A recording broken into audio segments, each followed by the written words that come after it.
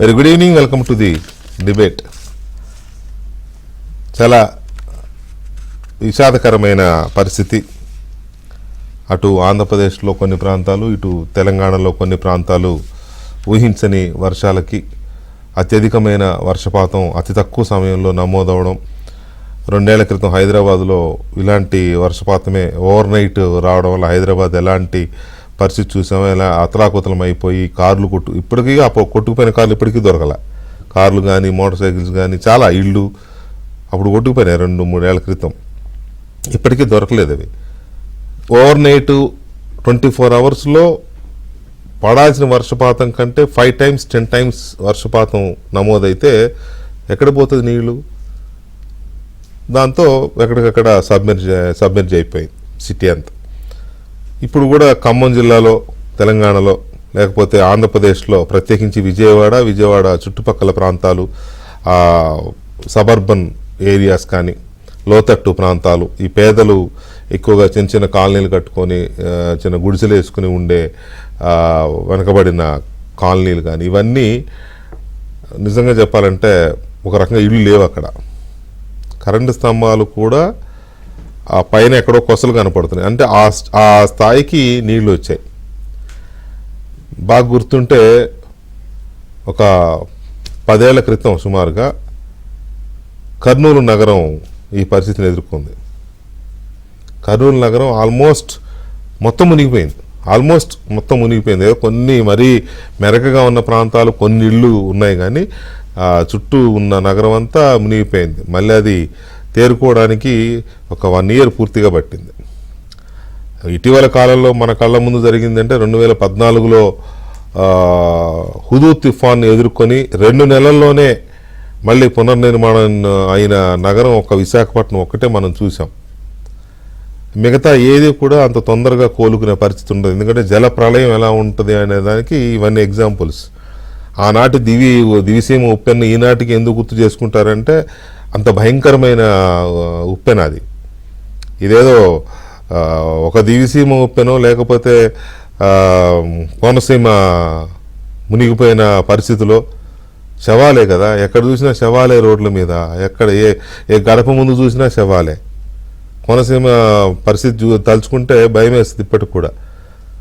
దివిసీమ అప్పటికి మన ముందు జనరేషన్స్ ఉన్నా కూడా అప్పుడు ఎన్టీ రామారావు గారు, నాగేశ్వరరావు గారు, కృష్ణ గారు వీళ్ళంతా జోలెపట్టి సందాలు పోగు చేసి ఆ ప్రాంతం కోసం ఏదో చేయాలని. ఆ రోజుల్లో మరి టెక్నాలజీ లేకపోయినా కూడా ఇలాంటి ఎన్నో అనుభవాలు ఉన్నాయి. ఇదేం కొత్త కాదు. కానీ ఇంత టెక్నాలజీ వచ్చిన తర్వాత కూడా ఎందుకని ఇది ఇంత ఇదిగా వచ్చింది అని అంటే సో మెనీ రీజన్స్ ఉన్నాయి. పడాల్సిన వర్షపాతం కంటే 3 రెట్లు అధికంగా ఒకేసారి పడడం. విజయవాడ అనేది ఒక కాంపాక్ట్గా ఉంటుంది సిటీ. ఒకవైపు పూర్తిగా నది ఆల్మోస్ట్ చుట్టూ నది ఉంటుంది, ఇటువైపు వాగులు ఉంటాయి, ఎటు వెళ్ళలేని పరిస్థితి, వాటర్, పైగా అంత కబ్జాలు. బుడమేరు అనే అది ఒక పెద్ద ఏరు. దాని దారిన దాన్ని బతకనిస్తే ఎంత వాటర్నైనా ఎంత మురుగునైనా తీసుకెళ్తుంది. మొత్తం దాంట్లో చొచ్చుకెళ్ళిపోయి భవనాలు కట్టేసి బిల్డింగ్లు కట్టేస్తే ఎక్కడికి పోతుంది? అది ఊరి మీదకే పడుతుంది సహజంగానే. అది ఒక్క బొడుమేరం కాదు, హైదరాబాద్లో మూసీ కావచ్చు, లేకపోతే చెరువులు కావచ్చు, ఏదైనా అంతే. సో అలాగా ఇవాళ ఆ పరిస్థితి కూడా అలాగైంది. అవి మనం విజయవాడలో చూస్తే ఒక రోడ్డులా లేదు, ఒక వీధిలాగా లేదు, ఒక ఇల్లులా లేదు. ఇళ్ల మధ్య పడవలు నడుస్తున్నాయి.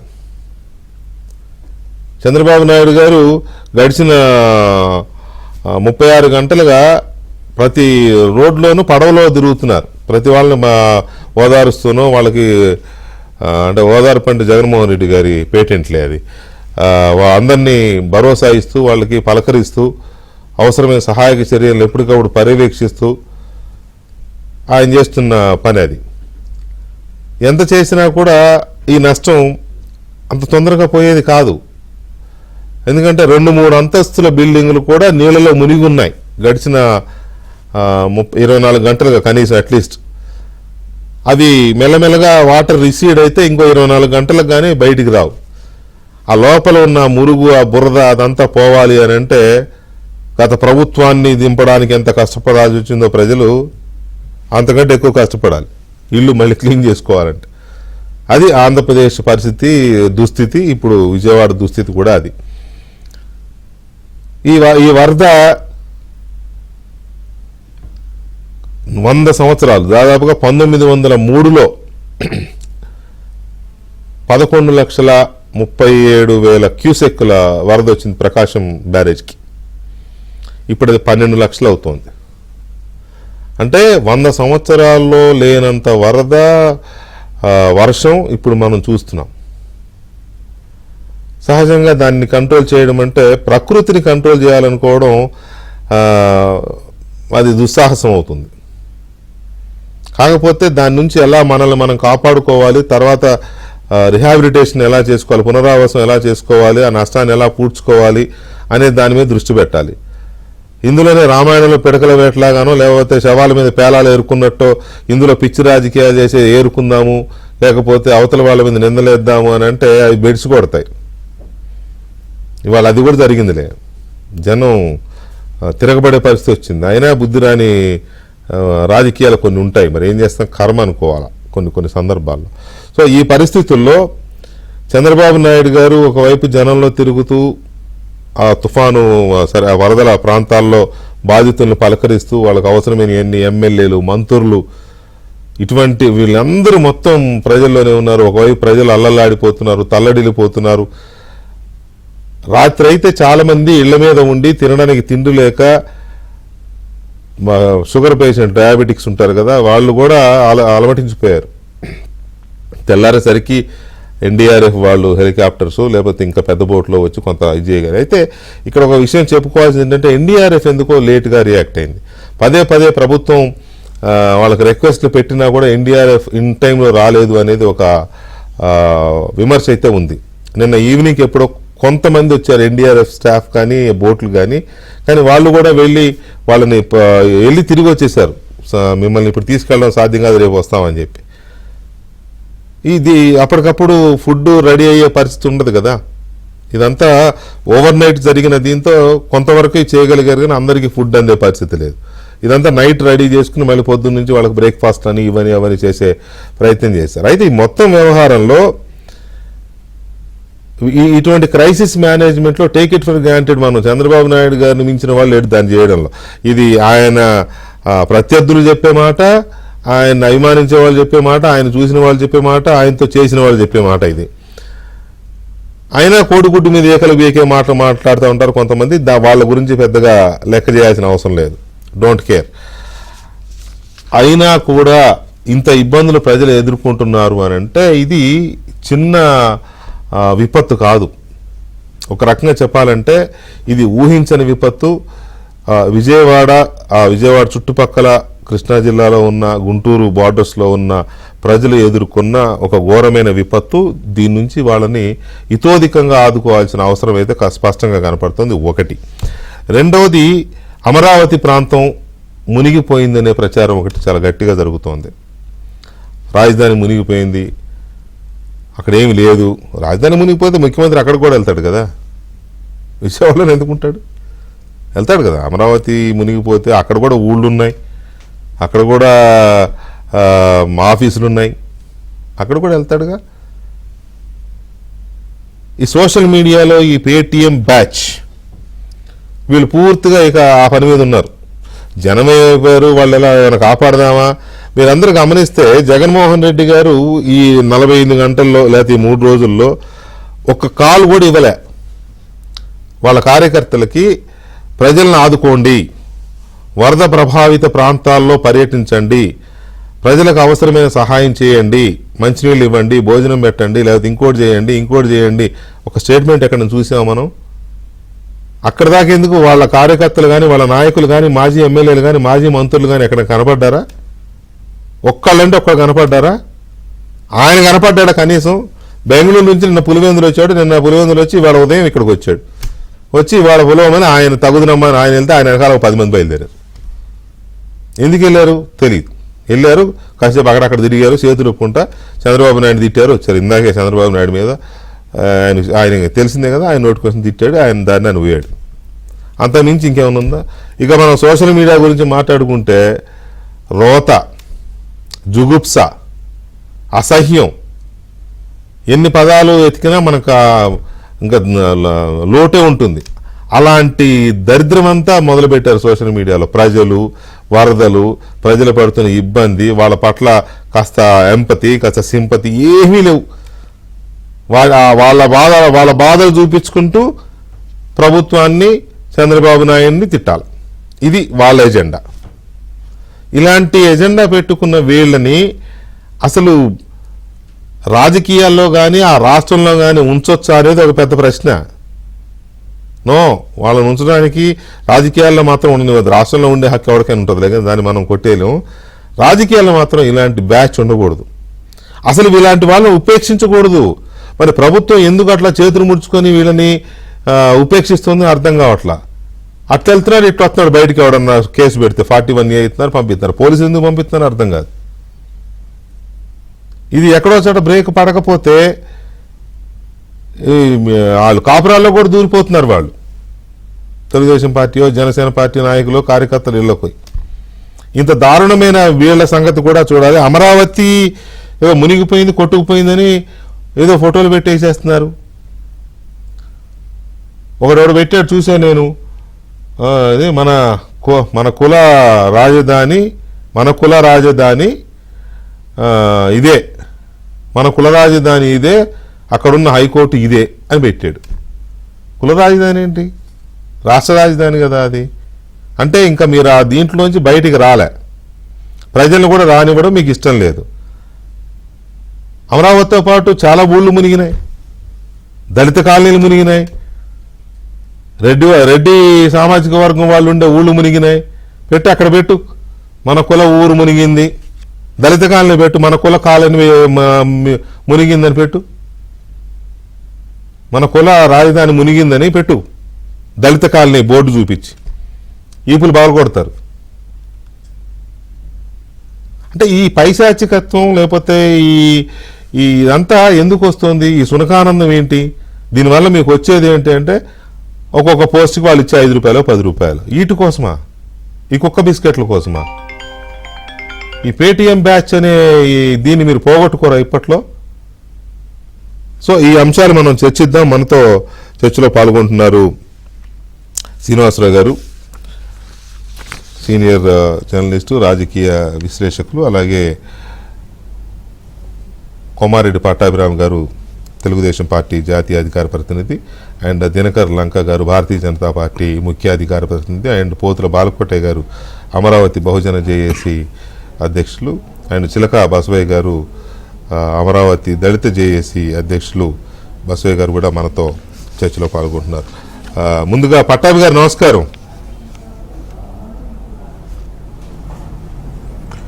నమస్కారం వికే గారు. పట్టాభి గారు, మీరు విజయవాడ వాస్తవ్యులు. ఇలాంటి వరదలు ఎన్నో చూసుంటారు. అక్కడ సహాయ పునరావాస కార్యక్రమాల్లో ఒక వాలంటీర్ గానో లేకపోతే తెలుగుదేశం పార్టీ యాక్టివ్ వర్కర్ గానో ఎన్నిట్లోనో పార్టిసిపేట్ చేశారు. గతంలో హోటల్స్ అసోసియేషన్ ప్రెసిడెంట్గా ఉన్నప్పుడు హోటల్స్ అసోసియేషన్ తరఫున కూడా బాధితులకి ఆ పొట్లాలు ఈ పొట్లాలు అందించడం, ఆహార పొట్లాలు ఇవన్నీ చేశారు. నేను చూశాను కూడా, పుష్కరాలప్పుడు కూడా చూశాను నేను. సో అసలు ఈ విజయవాడ ఇంతగా మునగడానికి బేసిక్గా మీరు ఐడెంటిఫై చేసిన అంశాలు ఏంటి చెప్తారా?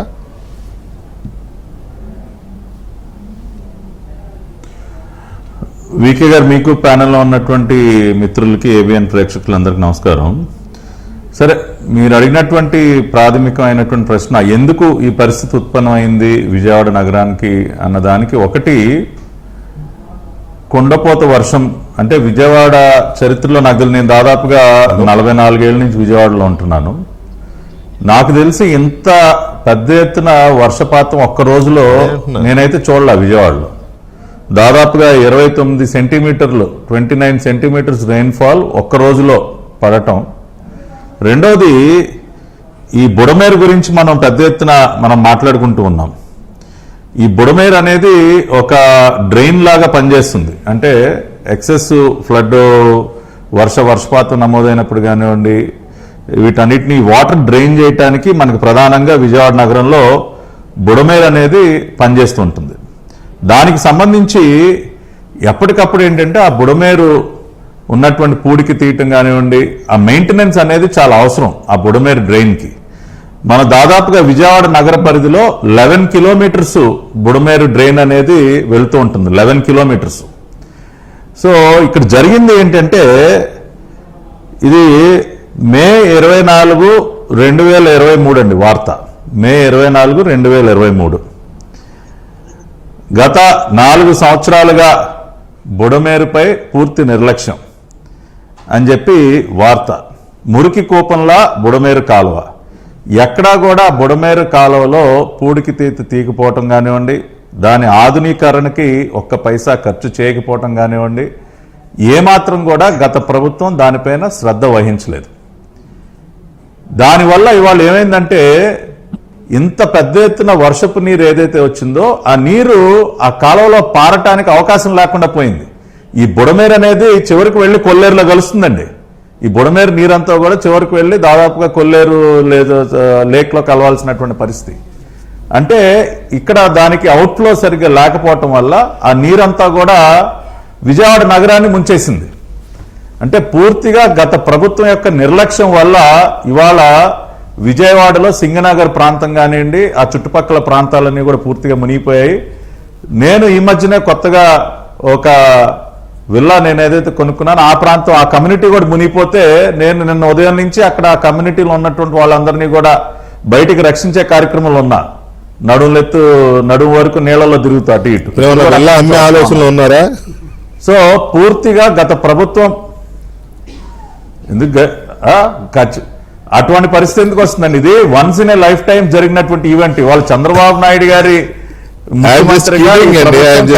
గత ప్రభుత్వం ఏదైతే ఎక్కడైతే వైఫల్యం చెందిందో అవన్నీ బాగు చేస్తాం, అది వేరే విషయం. అంటే ఎందుకు జరిగింది అనటానికి గత ప్రభుత్వం పూర్తిగా బుడమేరు కాలువ మెయింటెనెన్స్ అనేది గాలికి వదిలేయటం వల్ల, ఏమాత్రం కనీసం ఒక్క జేసీబీని కూడా పెట్టి పూడికి తీత కానీ అటువంటివి ఏమీ చేయకపోవటం వల్ల ఆ వాటర్ ఎటు పోవాలో తెలియక మొత్తం అంతా కూడా ఇటు నగరంలోకి రావటం జరిగింది. అది one of the prime reasons. రెండోది వీకే గారు, ఇవాళ మనకి మొన్న ఇక్కడ పడినటువంటి రెయిన్ఫాలే కాకుండా మహారాష్ట్ర, కర్ణాటక పైన కూడా క్యాచ్మెంట్ ఏరియాస్లో కూడా విపరీతమైనటువంటి హెవీ రెయిన్ఫాల్. అక్కడ కూడా దాదాపు వారం రోజుల క్రితం నుంచి భారీ వర్షాలు పడటం, ఇన్ఫ్లో పూర్తిగా కూడా పెరగటం వల్ల ఆ డిశ్చార్జ్ చూసారు కదా, దాదాపుగా 12 లక్షల క్యూసెక్లు ఇవాళ ప్రకాశం బ్యారేజ్ దగ్గర నుంచి వెళ్తుంది. మన ఏబిఎన్ ఇందాక డ్రోన్ షాట్స్ కూడా చూపించారు. సో ఇటువంటి అనేక కారణాల వల్ల ఈ పరిస్థితి ఉత్పన్నమైంది. చంద్రబాబు నాయుడు గారు ఇందాక మీరు చెప్పారు, దాదాపుగా 36 గంటల నుంచి ఆయన నిద్రపోకుండా శ్రమిస్తూ ఉన్నారు. ఇందాకనే మన మాజీ ముఖ్యమంత్రి, ఆ పనికిమాలిన వ్యక్తి ఇందాక వచ్చి ఏదో ఒక షో చేసి వెళ్ళాడు. అంతేకాకుండా ఇందాక మీరు ఏదైతే కొన్ని మాటలు సోషల్ మీడియాలో ప్రాచుర్యం చెందుతున్నాయో వాటి గురించి కూడా మాట్లాడారు. నేను కూడా చూసా. ఇక్కడ ఒక ఎగ్జాంపుల్ చెప్పాలి. అంటే దాంట్లో అంటే కాదు, ఒక మాట, మై రిక్వెస్ట్ ప్లీజ్. అంటే సార్ ఒక పాయింట్, మై రిక్వెస్ట్ ప్లీజ్. ఒక పాయింట్, సరే దాని గురించి తర్వాత మాట్లాడదాం. ఒక పాయింట్ చెప్పి ముగిస్తా. ఇవాళ జగన్మోహన్ రెడ్డి ఇందాక విజయవాడ నగరానికి వచ్చి ఏదైతే ఒక డ్రామా ఆడి వెళ్ళాడో, గతంలో ఒక ఎగ్జాంపుల్ చెప్పాలండి. అన్నమయ్య ప్రాజెక్టు గేటు కొట్టుకుపోయి చిత్తూరు, కడప జిల్లాల్లో అనేక ప్రాంతాలు ముంపుకు గురైనప్పుడు ఈ మనిషి ఏం చేశాడు, ముఖ్యమంత్రిగా ఎక్కడున్నాడు, ఎప్పుడు ఆ ప్రాంతానికి వెళ్ళాడు అన్నదానికి నేను అప్పుడున్నటువంటి వార్త, ప్రచురితమైనటువంటి 1-2 లైన్లు చదివి వినిపిస్తా. అంతటితో మళ్ళీ తర్వాత నెక్స్ట్ దానిలో మాట్లాడదాం. అంటే ఈయన గారు చేసేటటువంటి పనులు వెళ్ళిందేమో 4 రోజుల తర్వాత అండి. ఈయన గారు కడప జిల్లా పులపత్తూరు, మండమల్లి గ్రామాల్లో ఆంక్షలు, గృహ నిర్బంధం మధ్య ఆనాటి సీఎం జగన్ పర్యటన సాగింది. వీధిన బాధితులు ఇళ్ల నుంచి బయటికి రాకుండా ఇనుప బ్యారికేడ్లు ఏర్పాటు చేసి ముందు రోజు రాత్రే పోలీస్ అధికారులు ఇంటింటికి వెళ్లి సీఎంను ఎవరో ప్రశ్నలుగా అడగొద్దంటూ కూడా వాళ్ళ హెచ్చరికలు విధించి వచ్చారంట. అంటే ఇది ఆనాడు ముఖ్యమంత్రిగా ఆ రోజున కడప, చిత్తూరు జిల్లాలు ముంపుకు గురైనప్పుడు ఆయన వెళ్ళిందే 2-3 రోజుల తర్వాత వెళ్ళాడు. 2-3 రోజుల తర్వాత వెళ్ళినప్పుడు కూడా బ్యారికేడ్లు అడ్డం పెట్టుకుని ఎవరిని జనాల్ని బయటికి రానివ్వకుండా, ఏ ప్రశ్నలు అడగనివ్వకుండా చేసి వెళ్ళాడు. కానీ ఇవాళ రెండో పక్కన చంద్రబాబు నాయుడు గారు నిన్న రాత్రంతా కూడా అర్ధరాత్రి కూడా ఆయన ఆ బోట్ వేసుకుని ఆ నీళ్ల మధ్య సెక్యూరిటీ వాళ్ళు వద్దంటున్నా కూడా లేదు నేను వెళ్ళాలి, ప్రజలకి ధైర్యం చెప్పాలి, భరోసాని ఇవ్వాలని చెప్పి ఆయన రాత్రంతా విజయవాడలో తిరుగుతా ఉన్నారు సార్. అసలు పడుకోలేదు నిన్న ఆయన రాత్రంతా కూడా. ఇవాళ ఉదయం నుంచి తిరుగుతా ఉన్నారు. మంత్రులందరినీ ఇక్కడికి రప్పించారు. మొత్తం అడ్మినిస్ట్రేషన్ అంతా కూడా విజయవాడ కలెక్టరేట్ నుంచి నడుస్తా ఉంది. ఇవాళ ఒక కంట్రోల్ రూమ్ ఏర్పాటు చేయటమే కాకుండా ఇవాళ ఆహార ప్యాకెట్లు గాని మందులు గాని అన్ని కూడా ప్రతిదీ కూడా ఆయన దగ్గరుండి పర్యవేక్షిస్తున్నారు. సాయంత్రం డ్రోన్లు పెట్టి ఈవెన్ విత్ డ్రోన్స్ కూడా అక్కడ సరఫరా జరుగుతూ ఉంది. ఇలాంటి కెలామిటీస్ వచ్చినప్పుడు కానీ, క్రైసిస్ వచ్చినప్పుడు కానీ చంద్రబాబు నాయుడు యాక్షన్స్ ఎలా ఉంటాయి, చంద్రబాబు నాయుడు పనితీరు ఎలా ఉంటుంది, ఆయన ఎంతగా ఇన్వాల్వ్ అవుతారు. ఒరిస్సాలో తుఫాన్ వస్తే కాకినాడలో సెక్రటేరియట్ పెట్టిన చరిత్ర ఉంది. చంద్రబాబు నాయుడు సీఎంగా ఉండి ఏపీకి ఒరిస్సాలో తుఫాన్ వస్తే కాకినాడలో సెక్రటేరియట్ పెట్టి కర్ణాటక వాళ్ళతో మాట్లాడి కరెంటు పోల్స్ తెప్పించి ఒరిస్సా పంపించి, అంటే ఆ టైప్ ఆఫ్ కోఆర్డినేషన్ చేసుకొని చేస్తారు. ఏం మాట్లాడతారులేండి, ఏదో ఒకటి మాట్లాడాలి కాబట్టి మాట్లాడతారు. అది అనుభవరాహిత్యం కావచ్చు, లేకపోతే కడుపులో గ్యాస్ ఉండొచ్చు, అది వేరే విషయం. ఒక్కసారి దినకర్ గారు నమస్తే అండి. నమస్తే అండి. దినకర్ గారు, ఈ ఫ్లడ్ కి కారణాన్ని మీరేమన్నా అనలైజ్ చేయగలరా? చేశారా మీరు పార్టీ పరంగా? ఈ రెండు రకాలండి. మనము అనుకోని విధంగా ఇవాళ దాదాపు 25 నుంచి 35 సెంటీమీటర్ల వరకు, మిల్లీమీటర్ల వరకు వాటర్ ఏదైతే వర్షం రావటం, ఆకస్మికంగా రావటం, అది కూడా 2 రోజులు కంటిన్యూస్ గా వానలు రావటం చాలా ఇబ్బందికరమైనటువంటి పరిస్థితి చూసాం. అది ఒక సమస్య అయితే, రెండో సమస్య ఏంటంటే ఎగువన ఉన్నటువంటి ప్రాంతాలు తెలంగాణ నుంచి కానీ, అలాగే ఛత్తీస్గఢ్ దగ్గర నుంచి కానీ, కర్ణాటక దగ్గర నుంచి కానీ అక్కడ పడినటువంటి వరదలు ఏవైతే ఉన్నాయో ఆ నీరు మొత్తం కూడా వరద పోటెత్తి కృష్ణా నది మీద బుడమేరు నుంచి కానీ, అలాగే ఈ రకరకాల వాగులు ఏవైతే ఉన్నాయో కొండవీటి వాగు కానీ, వీటన్నిటి యొక్క ప్రభావంతో ఎక్కువగా నీరు రావటం, ఒక 10 లక్షల క్యూసెక్ల నీరు వరకు కూడా సామర్థ్యం ఉన్నటువంటి, ఈజీగా ఆ వాటర్ ని అవుట్ఫ్లో చేయగలిగే సామర్థ్యం ఉన్నటువంటి దగ్గర ఇవాళ 11 లక్షల క్యూసెక్స్ దాటిపోయి 12 లక్షల క్యూసెక్స్ వరకు రావటం. గతంలో కూడా ఇంతకుముందు 11,40,000 క్యూసెక్స్ వరకు అవుట్ఫ్లో చూసినటువంటి పరిస్థితి ఎప్పుడో 100 సంవత్సరాల క్రితం. ఇవాళ అది కూడా దాటి వెళ్ళిపోయి 12 లక్షల క్యూసెక్స్ వాటర్ రావటం. ఇదంతా కూడా ఏంటంటే కాదంట కదా జగన్మోహన్ రెడ్డి గారు సీఎం గా ఉన్న గడిచిన 5 ఏళ్లలో 3 సార్లు వచ్చిందంటగా ఇంత వరద. సరే, అది ఆయన ఆ గేట్లు ఎత్తకుండా ఆపి ఏ విధంగా కూడా ఇవాళ ముఖ్యమంత్రిగా ఉన్న చంద్రబాబు నాయుడు గారి ఇంటిని ముంచి అమరావతి మునిగిపోతుందనే ప్రయత్నం చేసి విఫలమైనటువంటి ఆ చరిత్ర కూడా మనకి డ్రోన్ కూడా తిప్పాడు కదా, మునిగిపోయింది. ఆ చరిత్ర కూడా తెలిసి ఇవాళ మరి 12 లక్షల క్యూసెక్లు నీరు వచ్చినా గానీ మరి ఆ రోజు అంత ప్రయత్నం చేసినటువంటి జగన్మోహన్ రెడ్డి ఈ రోజు ఎందుకు చేయలేదు అంటే, ఏ వాస్తవాల్ని తొక్కిపట్టే విధంగా అబద్ధ ప్రచారాలతోటి చేసేటటువంటి కార్యాచరణ ఏదైతే ఉందో ప్రజలు నమ్మరు, విశ్వసించరు అనేది తేలిపోయింది 2024 ఎన్నికల్లో. ఇవాళ వరుసగా చూస్తే ఇవాళ విజయవాడ కృష్ణానది ఒడ్డున ఆనుకొని ఒక 140 కోట్లతోటి ఒక రివిట్మెంట్ ని, ఏది ఆ వాటర్ బయటికి రాకుండా ఇటువంటి వరదలు వచ్చినప్పుడు ప్రమాదాన్ని కాపాడటం కోసం 2016-17 సంవత్సరంలో నాటి ప్రభుత్వం, ఎన్డీఏ ప్రభుత్వం, నాటి ముఖ్యమంత్రి చంద్రబాబు నాయుడు గారు దాన్ని స్టార్ట్ చేయడం జరిగింది. దాదాపు 40 పైగా పూర్తి చేశారు. తర్వాత దాన్ని మిగతా కొంత పార్ట్ ఏదైతే ఉందో డబ్బులు మొత్తం సమకూర్చి దాన్ని పూర్తి కావటానికి పెట్టింది 2023 దాకా లాక్కొచ్చి 2023లో పూర్తి అయిన తర్వాత వచ్చి రిబ్బన్ కట్ చేసి ఈ రోజు ఈ వాల్ కట్టినందువల్లనే ఈ నీరు రాకుండా కాపాడింది జగన్మోహన్ రెడ్డి గారు అని ఏదైతే అమరావతిని ఏ విధంగా అయితే అబద్ధ ప్రచారాలతోటి, విష ప్రచారాలతోటి సోషల్ మీడియాలో ప్రచారం చేస్తున్నారో ఇవాళ సాక్షి పేపర్లో, అలాగే ఈ సోషల్ మీడియాలో వైకాపా శ్రేణులు ప్రచారం చేస్తా ఉన్నాయి.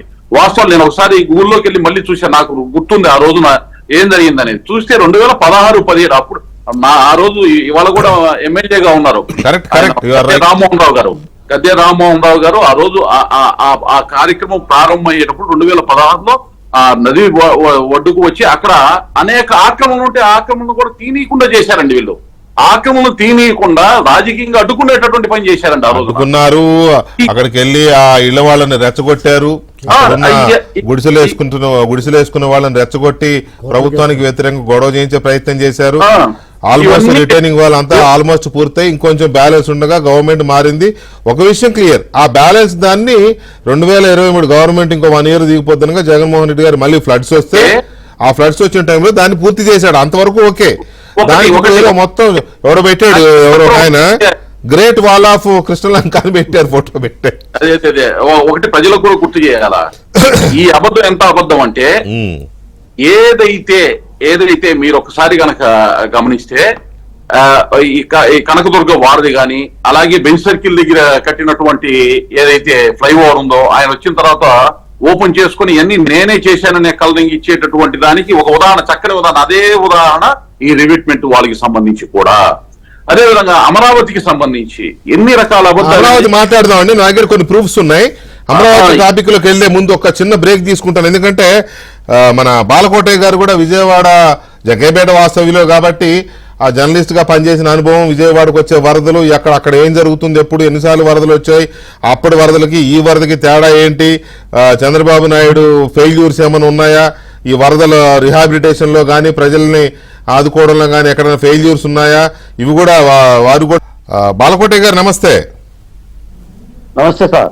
మిగతా విషయాల్లోకి వెళ్లే ముందు విజయవాడకు సంబంధించి గడిచిన 3 రోజులుగా పడుతున్న వర్షాలు, నిన్నటి నుంచి విజయవాడ మునిగిపోయిన తీరు, ముఖ్యమంత్రి అక్కడ ఉండి వాటిని పనిచేస్తున్న తీరు, ఇది చూసినప్పుడు గత అనుభవాలతో పోల్చుకుంటే ఇది ఎలాంటి వర్షం, ఇది ఎలాంటి వరద?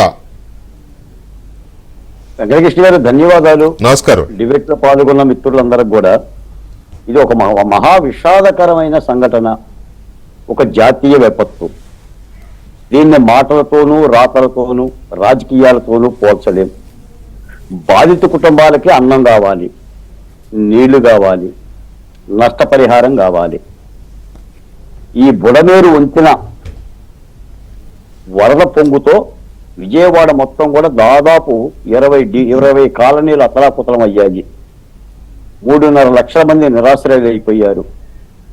ఎవరి ఇళ్లలో కూడా వాళ్ళ యొక్క వస్తు సామాగ్రి, టీవీలు కానీ, ఫ్రిడ్జ్లు కానీ, మంచాలు కానీ, బట్టలు కానీ అన్ని కూడా నీటికి ఆవితైపోయి, 2వ అంతస్తులో ఉండే వాళ్ళు 2వ అంతస్తులో ఉండి ఆహాకారాలు చేస్తున్న ఒక విషాదకరమైన వాతావరణం. అసలు ఈ బుడమేరే విజయవాడ మహానగరానికి ఒక దుఃఖదాయిని అనమాట. ఇది మైలవరం కొండల నుంచి వస్తుంది బుడమేరు.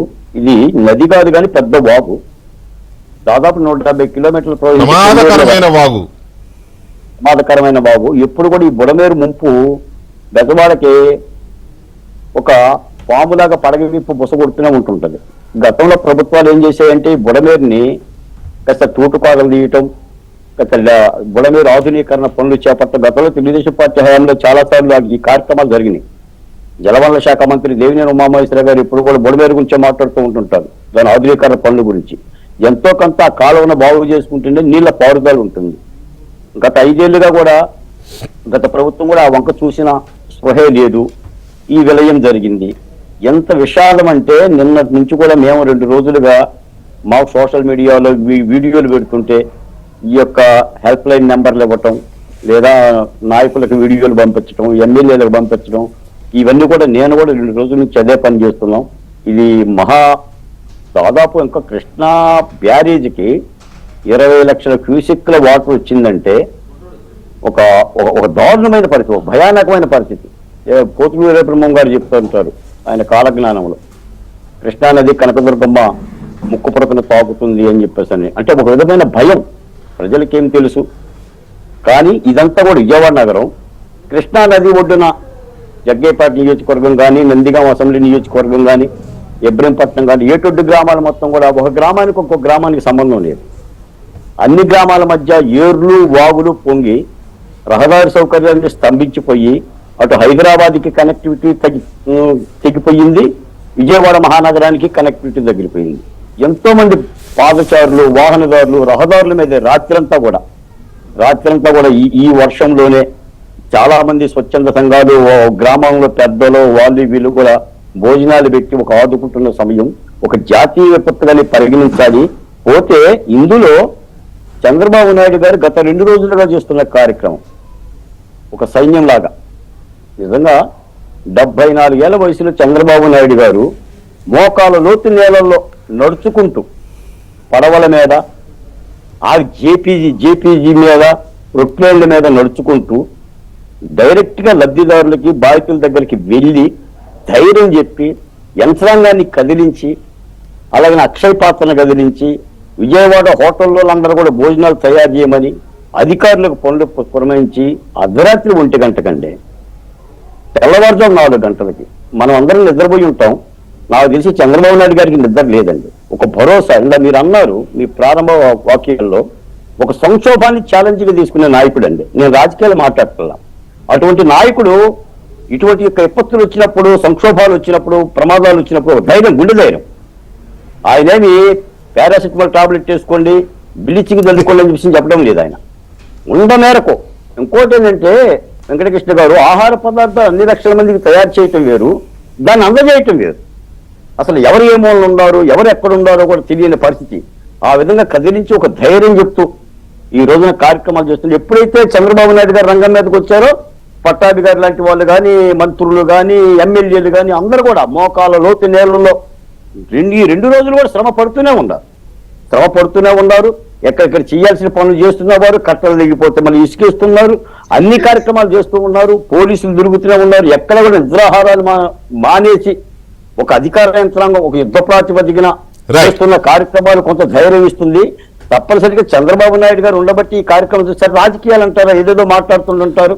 ప్రతిపక్ష పార్టీలు రాజకీయాలు మాట్లాడకపోతే ఇప్పుడు పట్టాభి గారికి లేకపోతే మీకు లేకపోతే దినకర్ గారికి ఇంకా చాలా మందికి దాదాపుగా రాష్ట్రంలో ఉన్న ప్రజల్లో లేదా విజయవాడ వరద ప్రాంతాల్లో ముంపును ఎదుర్కొంటున్న ప్రాంతాల ప్రజల్లో 70-80% మంది ప్రభుత్వం పనితీరుని, చంద్రబాబు నాయుడు గారి కమిట్మెంట్ని మెచ్చుకుంటూ, అంత కష్టంలో కూడా మెచ్చుకుంటూ వాళ్ళు ఇదవుతుంటే, జగన్మోహన్ రెడ్డి గారికి, వాళ్ళ నాయకులకి, వాళ్ళ బ్యాచ్కి, వాళ్ళ గ్యాంగ్కి ఎందుకు ఇది కనపడుతుంది అనేది ఒక అంశము. అది తర్వాత మాట్లాడదాం.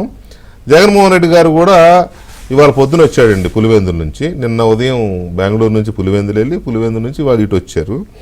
వచ్చి మొన్నటిదాకా ఎమ్మెల్యేలుగా, విజయవాడలో ఎమ్మెల్యేలుగా ఉన్న వాళ్ళని, వాళ్ళిద్దరు ముగ్గురు నాళ్ళని ఇంకొంతమంది నాయకులను వేసుకొని వెళ్ళారు. ఓకే, వెళ్ళారు. ప్రతిపక్ష నేత హోదా లేకపోయినా వెళ్ళారు, సంతోషం, మంచిదే, వెళ్ళాలి. ఒక ప్రజాప్రతినిధిగా వెళ్ళారు, బాగుంది. మాజీ ముఖ్యమంత్రి హోదాలో వెళ్ళి ఆయన ఏం మాట్లాడాడు అక్కడ, ఆ మాటల్లో ఉన్న హేతుబద్ధత, లేకపోతే ఆయన అంటున్నాడు నేను లాజికల్గా మాట్లాడుతున్నా, లాజిక్ చెప్తున్నాను అంటాడు. ఆయన మాటలకు లాజిక్ ఎంతవరకు ఉంటుందో కానీ ఒకసారి అది విందాం శ్రీనివాస్ గారు. విన్నాక దాన్ని డీకోడ్ చేద్దాం. శ్రీశైలంలో నీళ్లను తగ్గించి ఉండింటే, తుంగభద్ర నీళ్లు శ్రీశైలంలోను, నాగార్జున సాగర్లోను అపికన ఉండగలిగిందంటే, ఆ వాటర్ ఫ్లడ్ కుషన్ ఏర్పరచుకోవడం వల్ల దాదాపుగా సబ్స్టాన్షియల్ గా నీటిని అక్కడే మనం కట్టడి చేసి ఉండొచ్చు. అది కాక కృష్ణా నదికి సంబంధించి తెలంగాణ నుంచి వస్తా ఉన్న నీళ్లు, మూసీ నది నుంచి వస్తా ఉన్న నీళ్లు, ఇవన్నీ కూడా పులిచింతల్లో కూడా ఆల్రెడీ నిండి ఉన్న కెపాసిటీ. అక్కడ కూడా నీళ్లు తగ్గించి ఉండింటే అక్కడ కూడా నీళ్లు ఆపి ఉండే పరిస్థితి. కానీ అవన్నీ ఏమీ చేయకుండా, ఎక్కడా కూడా నీళ్లు తగ్గించకుండా 30వ తారీఖు నుంచి నీళ్లు తగ్గించుకుంటూ వచ్చిందంటే ఒక 8 లక్షల 9 లక్షల క్యూసెక్కులు అలా పారుతా పోయిండు 30వ తారీఖు నుంచి. అప్పుడు ఈ మాదిరిగా భీకరంగా 11,35,000 క్యూసెక్కులు వచ్చే పరిస్థితి ఉండేది కాదు. ఈ మాదిరిగా ఫ్లడ్ ఉండే పరిస్థితి ఉండేది అంతకన్నా కాదు. కానీ రాష్ట్ర ప్రభుత్వం తీవ్రంగా జాప్యం చేసి, ఏకంగా చంద్రబాబు నాయుడు గారు అనే వ్యక్తి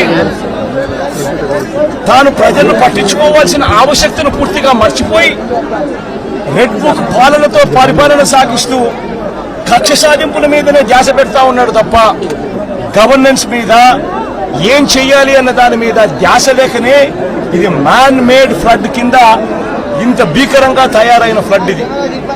దీనికి గన 30వ తారీఖు నుంచే పర్ఫెక్ట్ ప్లానింగ్ గన చేసిందంటే, మనకు బుధవారం నాడు అలర్ట్ వచ్చినప్పుడే తుఫాన్ రాబోతా ఉంది అని చెప్పి అలర్ట్ వచ్చినప్పుడే మనం కానీ ప్లానింగ్ చేసి ఉంటే తుంగభద్ర నుంచి వచ్చే నీళ్లు శ్రీశైలం నాగార్జున సాగర్లో ఆగి ఉండేటివి. పులిచింతల్లో మూసీ నది నుంచి వచ్చే నీళ్లు ఆపుకొని ఉండవచ్చు. తర్వాత ఉపనదుల నుంచి వచ్చే నీళ్లు ఏదైతే ఉందో ఆ ఉపనదుల నుంచి వచ్చే నీళ్లు పారినా కూడా ఇంత తీవ్రమైన డ్యామేజ్ ఎక్కడా కూడా ఉండే పరిస్థితి కూడా ఎక్కడా ఉండదు. బుడమేరు అనేది బుడమేరు నుంచి వరదలు వస్తా ఉన్నాయని తెలుసు. బుడమేరు నుంచి వస్తా ఉన్న వరదలను కూడా ఇక్కడ పంపించే కార్యక్రమం చేశారు. శనివారం రాత్రి ఒక అలర్ట్ లేకుండా, ఒక సిగ్నల్ లేకుండా నీళ్లు బుడమేరు నుంచి గేట్లు ఎత్తేశారు. ఎంత దారుణమైన పరిస్థితి అనంటే వడగలేరు హెడ్ రెగ్యులేటర్ కు సంబంధించిన లాకులను 11 లాకులను శనివారం రాత్రి అర్ధరాత్రి దాటిన తర్వాత ఎత్తారు. అలర్ట్ లేదు. ఇక్కడ ఈ ప్రాంతంలో ఉన్న ప్రజలకు కనీసం చెప్పడం లేదు. ఎత్తేసినారు. ఎందుకు ఎత్తినారు? చంద్రబాబు నాయుడు గారు ఉన్న ఇల్లు, కరకట్టు మీద ఉన్న ఇళ్లకు ఆ ఇంటికి సంబంధించిన ఆ నీళ్లు పోకుండా రక్షించుకునే దానికోసం విజయవాడలోని ఈ ప్రాంతాన్ని అంతా కూడా నీటిమయం చేశారు చంద్రబాబు నాయుడు గారు.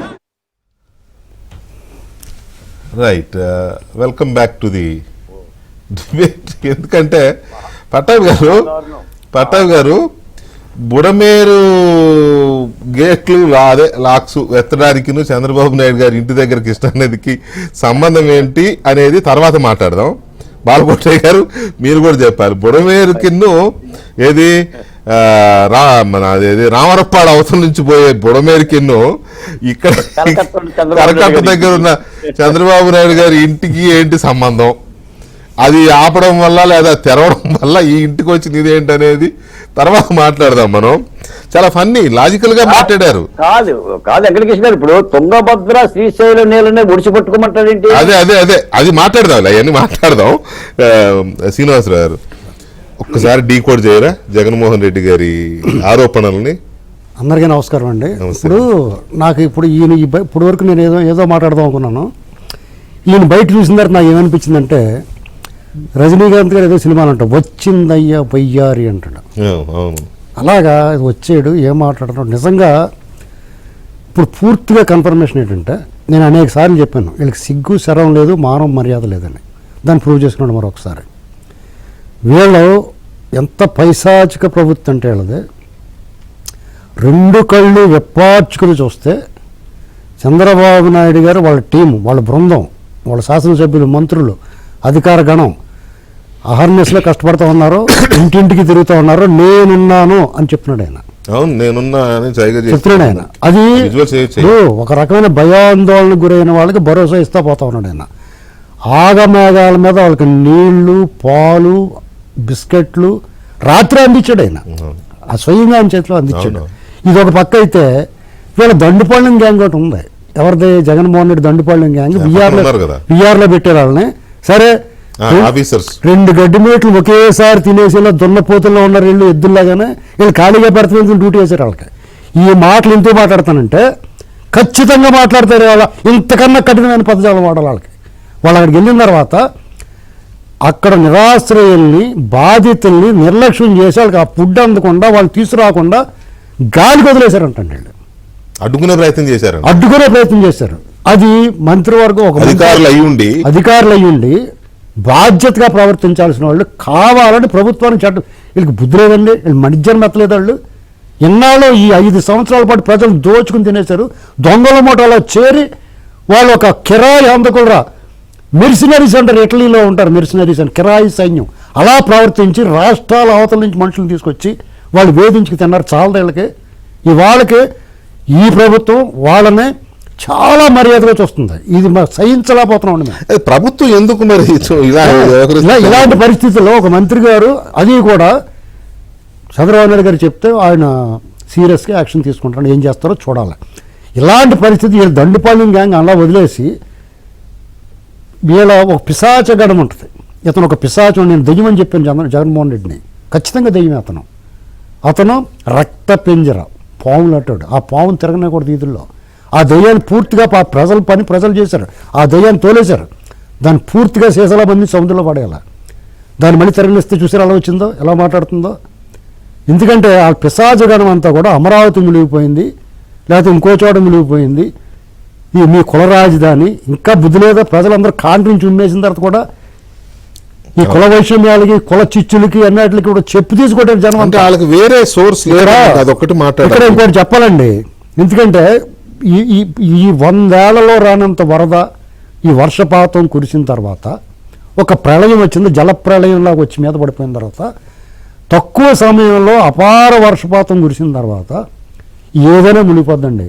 ఇక్కడ డిఫెన్స్ అమరావతి మునిగిందని అది అంటే మునగలేదు కాలుతో చూసుకొని డిఫెన్స్లోకి వెళ్తాం, మునుగుతుంది సో వాట్. నాకు అదే చెప్పాను, హైదరాబాద్ ఏమైంది ఏమైంది? 3 ఏళ్ల ఈ క్రితం. దేశంలో ప్రధాన నగరాలన్నీ మునిగినాయి. ఎందుకంటే అది మన స్వయంకృతం. ప్రకృతిని పరిహాసం చేసాం మనం, ప్రకృతిని వెక్కిరించాం మనం. కాబట్టి డెఫినెట్గా ప్రకృతితో మనం నిలబడలేం. పైగా ప్రకృతితో పరిహాసం ఆడితే అతను వచ్చి ఏమన్నా చూశాం కదా. ఎంత అవగాహన లోపం అంటే తుంగభద్రలోనూ శ్రీశైలంలోనూ ఆపేయాలా, చేతులెట్టి ఆపేస్తాడా ఈయన? ఎంత పిచ్చి మాటలండి అయ్యి. అంటే అది గేటు కొట్టుకుపోతే ఎంత గడ్డి గరిశారు దాన్ని ఆపడానికి. చివరికి మన తెలుగు వాడే వెళ్ళి చంద్రబాబు నాయుడు గారు పంపిస్తే వెళ్ళి దాన్ని కాపాడుకున్నాడు ఆయన. పులిచింతల్లో ఆపాలి కదా అంటున్నాడు కదా ఆయన. పులిచింతల గేటు కొట్టుకుపోతే దిక్కుమొక్కులు వదిలేశారు దాన్ని. 2 ఏళ్ళ అన్నమయ్య గేట్లు జరిగిపోతే కడపలో చెరువు కట్ల కొట్టుకుపోతే ఊరు మునిగిపోయిందండి. విశేషం చెప్పాలి మీకు, 30 మంది చచ్చిపోయారు. ఒక ట్విస్ట్ చెప్పాలి. ఈయన కథలు చెప్తారు ఇక్కడ. అన్నమయ్య గేట్లు కొట్టిపోయినాడు, తిరుపతిలోను కడపలోను నానా ఆగిచాట్ల పడుతున్నారు, వరద బాధితులు కొట్టుపోయి గల్లంత అయిపోయినప్పుడు 30 మంది సజీవ సమాధి అయిపోయారండి. వాళ్ళు ఏం జరిగింది తెలుసండి, వాళ్ళు ఒక సీరియస్ మ్యాటర్. ఇది నిండు సభలో ఒక ఆమెని, చంద్రబాబు నాయుడు గారు మా భార్యని వీడు జుగుప్సాకరంగా అవమానిస్తుంటే ఆవిడ ఏం చేస్తుంది తెలుసా, ఎన్టీఆర్ ట్రస్ట్ ద్వారా వాళ్ళందరికీ పంచిపెడతాం. అంటే ఇలాంటి దుర్మార్గమైన నీచ బుద్ధి కలిగిన వీళ్ళకి ఇంతకన్నా మంచి మాటలు ఎలాగొస్తాయి? వీళ్ళు ఎప్పుడు కూడా విషం కక్కడం అనేటువంటిది దీనికి ఒకటే పరిష్కారం అండి. బాలకోటయ్య గారు ఒక మాట చెప్పారు, వాళ్ళందరూ సామాన్లు పోయి నష్టపోయారు, ప్రాణ నష్టం జరగలేదు కానీ అన్ని రకాలుగా నష్టపోయారు. వాళ్ళకి రికవరీ ఒకే మార్గం ఉంది. పట్టాభి గారు, మీకు అక్కడ వీళ్ళ దండుపాళ్యం గ్యాంగ్ దగ్గర ఉన్న గోడ కేసును సున్నం దగ్గర నుంచి మొత్తం గోకేసి రికవరీ చేయాలి, గోడనేసి తొక్కేసి రికవరీ చేయండి, ఆ నష్టపరిహారం కింద ఇవ్వండి. వాళ్ళకి ఏమీ నొప్పలేదు. వాళ్ళంతా వాళ్ళ ఆస్తిపాస్తులన్నీ దొంగలించినవే, వాళ్ళు బందిపోడు దొంగలు. ఖచ్చితంగా వాళ్ళ దగ్గర నుంచి రికవరీ చేయండి, ఏమనమనం లేదు. ప్రజలందరూ హర్షిస్తారు, ప్రజలు మెచ్చుకుంటారు, ప్రజలు మీకు జేజేలు పలుకుతారు. రైట్.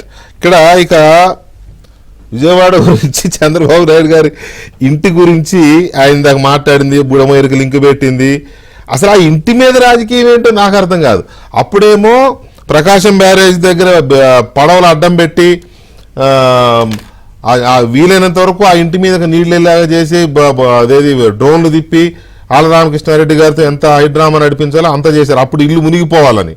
ఇప్పుడేమో మునిగిపోకుండా కోసం చంద్రబాబు నాయుడు బుడమేరుని గేట్లు ఎత్తేసాడు అని మాట్లాడతాడు. అసలు ఆ రెండింటికి సంబంధం ఏంటో నాకు అర్థం. ఇంకా నయం, జగన్మోహన్ రెడ్డి గారు నోటికి మొక్కాలి.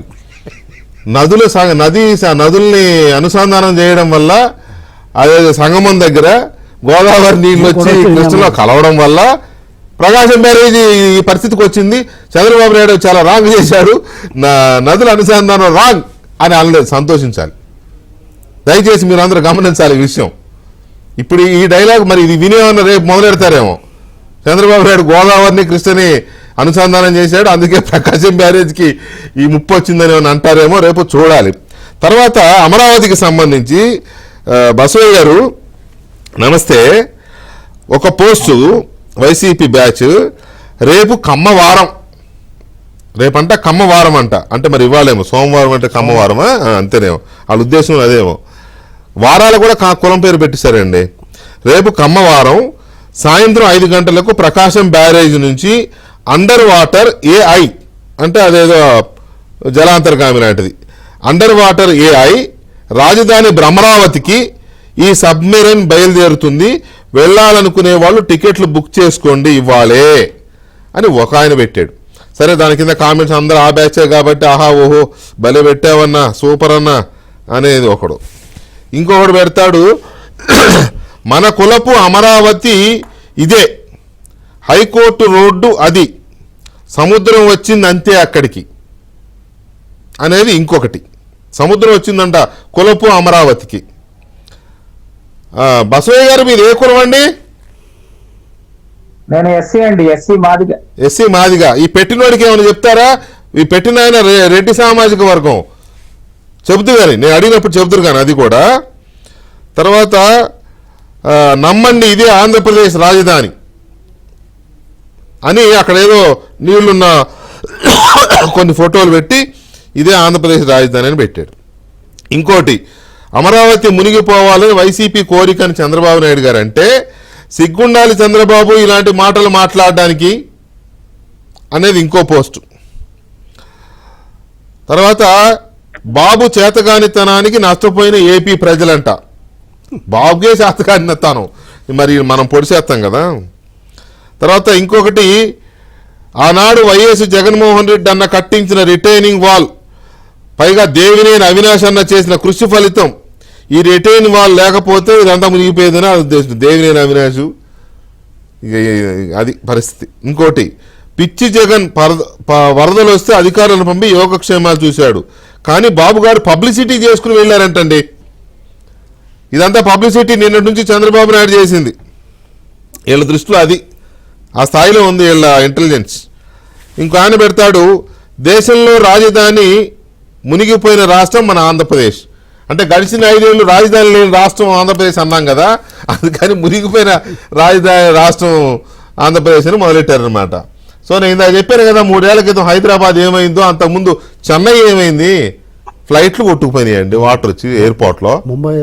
ముంబై ఎయిర్పోర్ట్లో ఫ్లైట్లు కొట్టుకుపోయినాయి నీళ్లలో. ఢిల్లీ నగరం దేశాలు కొట్టుకుపోయినాయి.